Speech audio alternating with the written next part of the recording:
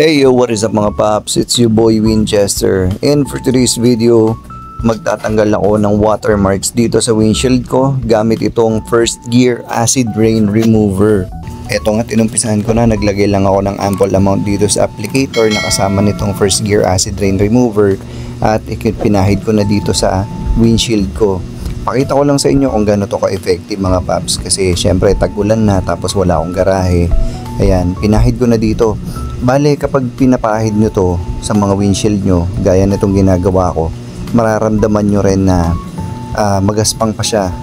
Ayan, habang magaspang pa siya, tuloy-tuloy lang yung pagpahid or pagkusko sa windshield hanggang sa maramdaman nyo na smooth na siya or dumudulas na lang yung applicator. Kasi ibig sabihin no, natanggal na yung acid rain or yung watermarks. Pagkatapos nito, eto na, babanlawan ko na at tingnan nyo, parang magic. Dumudulas na lang yung tubig. Unlike dito sa may kabilang banda sa kaliwa ng screen, talagang wala, nandyan lang yung tubig, nakadapa lang. Ayan o, hindi ko pa lalagyan yung part na yan, pero dito kitang kita naman na dumudulas na lang yung tubig.